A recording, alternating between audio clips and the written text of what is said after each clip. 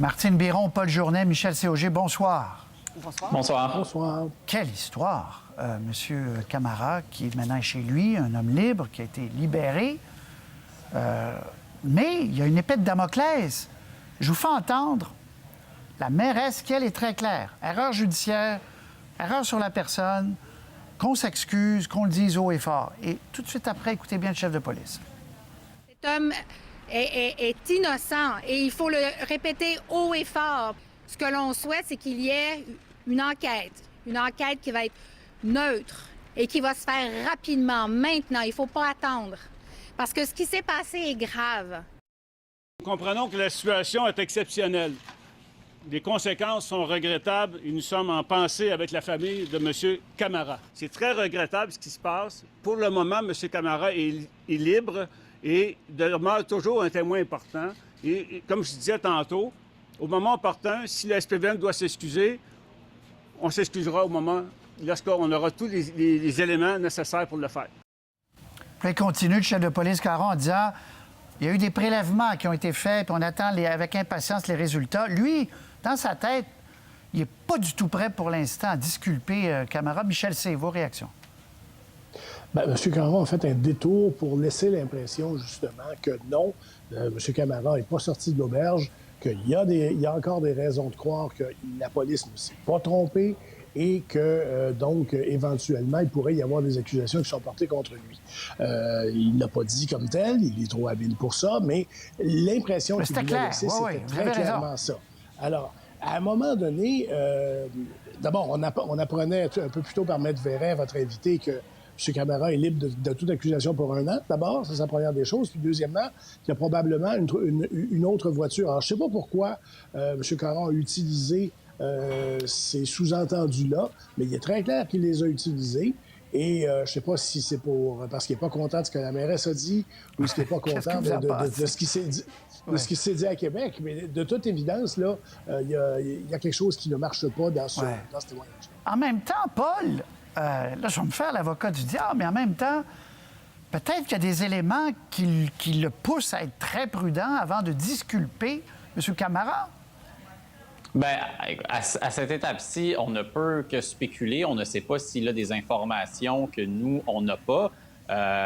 Mais moi, n'ayant pas ces éléments-là, tout ce que je peux noter, c'est la grande différence entre le message d'une part de la mairesse et d'autre part de M. Caron, où la mairesse dit il y a un problème, il y a quelqu'un qui a commis une erreur. Est-ce que c'est le SPVM, le DPCP, les deux? Dans quelle mesure? Elle ne sait pas, mais chose certaine, il y a eu quelqu'un qui a été lésé et il faut absolument une enquête et rapidement. Alors que le mot qui revenait dans la bouche du chef Caron, c'était rigueur, rigueur, rigueur. Il disait nos enquêteurs n'ont rien à se reprocher. Ils ont bien fait leur travail. Donc, il faudra voir les résultats de l'enquête. Mais moi, il joue sa tête. L'idée que j'ai, c'est imaginez s'il n'y avait pas eu de caméra, si on était à une époque avant la technologie, qu'est-ce qui serait advenu de cet homme? Et si on avait les caméras corporelles sur le policier, je ne sais pas si elle aurait permis de capter le suspect dans ce cas particulier, mais peut-être, et c'est un argument de plus pour ceux qui veulent des caméras corporelles sur les policiers. Oui, la caméra corporelle n'aurait pas capté parce qu'il était de dos, mais la caméra voiture, parce qu'il y a aussi une option de le mettre, les Américains le mettent sur la voiture, ça aurait capté. Mais Martine, qu'en pensez-vous? Ce que Paul souligne, moi, les deux bras me sont tombés quand j'ai entendu le chef de police, dans la mesure où, comme la mairesse avait été très loin, je me disais, il s'était quand même parlé, il y avait eu... Pas du tout. Lui continue à dire, n'allez pas si vite, c'est ça qu'il dit. Bien, en fait, il y a deux choses qui me viennent en tête sur cette histoire-là. D'abord, quand j'écoute le chef Caron, je me dis c'est pas demain la veille qu'on va savoir exactement ce qui s'est passé en matière d'enquête.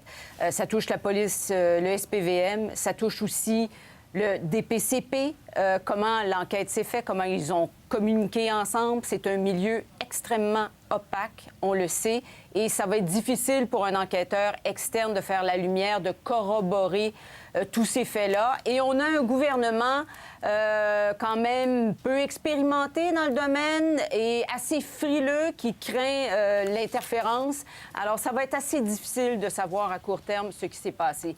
Mais l'autre chose qui me saute aux yeux, et là, je reviens aux années où je couvrais présidait la commission d'enquête Poitras sur les méthodes d'enquête de la Sûreté du Québec et qui avait recommandé que dans des cas comme celui-là, on fasse affaire à un tiers pour faire les enquêtes. Écoutez, c'est un policier... Quand la victime est policier. Bien, c'est un policier du SPVM qui est victime d'une tentative de meurtre. Alors, la charge émotive chez les collègues, elle est importante. Alors, il faut voir clair, éviter, en fait, la vision du tunnel là, et essayer d'être sûr. Et en fait, le chef de police...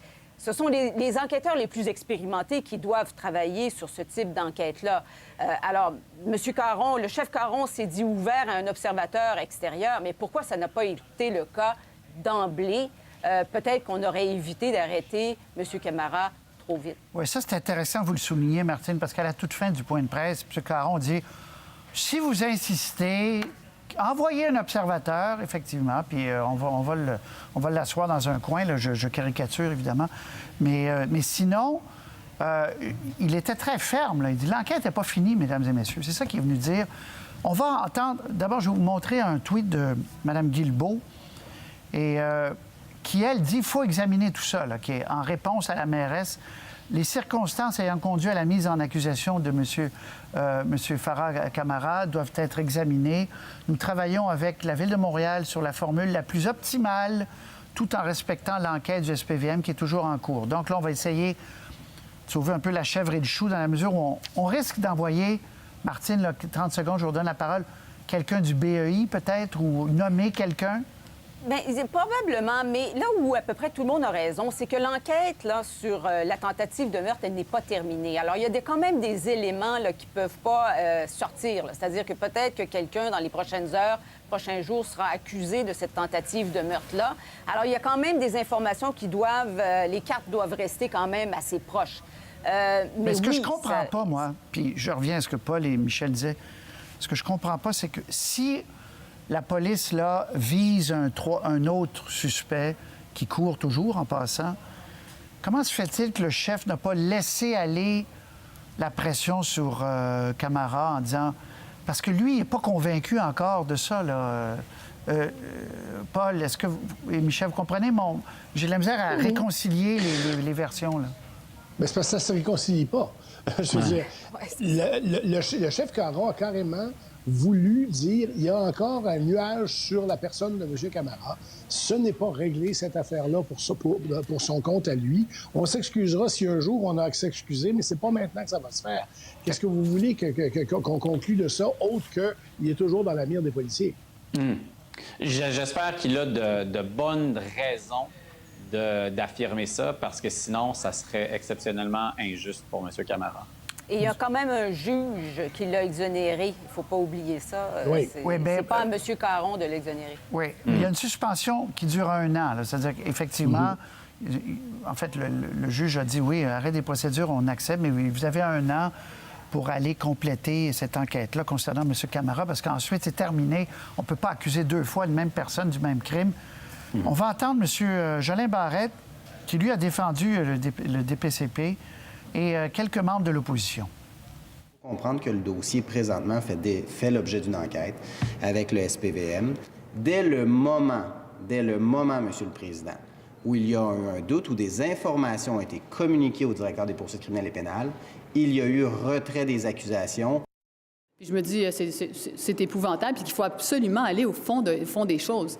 La seule chose à faire présentement, c'est d'aller au fond des choses, qu'il y ait une enquête, puis qu'on puisse savoir ce qui s'est réellement passé. En matière de profilage racial, c'est pas Québec solidaire qui l'a inventé. Plusieurs intervenants, plusieurs recherches, la Commission des droits de la personne. Bref, on le sait que ça existe. Est-ce que c'est le cas présentement? Bien, la question est sur toutes les lèvres et elle est fort légitime. Sur la question du profilage racial, M. Caron a dit absolument pas, ça n'a rien à voir. Un tour de table là-dessus. Martine? Bien, la question se pose et je pense que dans une enquête, la question devrait se poser. Est-ce que c'est la dominante? Je ne sais pas, mais la question se pose très certainement. Paul?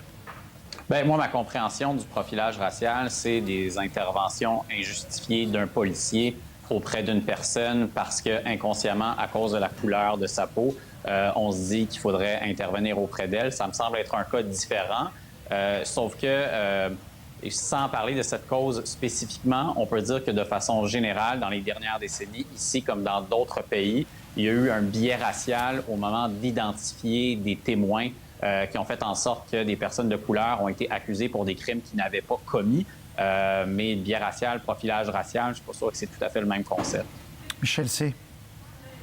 Je peux pas savoir, je peux pas dire si c'est du profilage racial, mais il y a une composante raciale dans cette arrestation-là, c'est clair. Et d'autre part, Martine parlait de vision de tunnel dans cette affaire-là, et c'est ça le problème aussi, c'est qu'à un moment donné, c'est un policier qui a été la victime. Ça remue les policiers. C'est un des leurs qui a été une victime. Ils veulent régler ça vite. Et là, il y avait quelqu'un qui était à mauvaise place au mauvais moment. En plus de ça, oui, il y avait une question raciale là-dedans. Alors, le cocktail des deux n'est pas très bon. Il nous reste 1 minute 30. Je vous pose 2 questions, presque oui ou non. Mais est-ce que vous êtes inquiet de ce que vous entendez sur la livraison des vaccins? 1, première réponse. Et 2, est-ce que M. Trudeau a une part de responsabilité? Rapidement. Martine. Bien, les attentes étaient très élevées. Le prix politique risque d'être énorme pour M. Trudeau. Il semble se débattre comme un petit chien dans l'eau bénite. Paul. Paul? Oui, je suis inquiet et je pense que M. Trudeau l'est encore plus parce que sa capacité de retourner en campagne électorale et d'être élu en dépend. Sa stratégie, c'était de s'en remettre aux recommandations du comité vaccin, mais on peut se demander si le temps qu'on a pris pour négocier avec la Chine et aussi sur les garanties qu'on a obtenues quant au délai de livraison, pas à l'achat, mais le délai de livraison, a-t-il tout fait en son possible? On dit les résultats en ce moment ne sont pas en sa faveur. Michel C. M. Trudeau a promis très haut et il risque de livrer très bas, ce qui est l'inverse de ce qu'on doit faire en politique. Cela dit, objectivement, le Canada est dans la même situation qu'à peu près tous les pays du monde qui ne produisent pas de vaccins. On est le seul pays du G7 qui n'en produit pas, par exemple, mais tout le monde essaie de jouer du coude pour avoir des vaccins. C'est pas pire pour le Canada que pour les autres.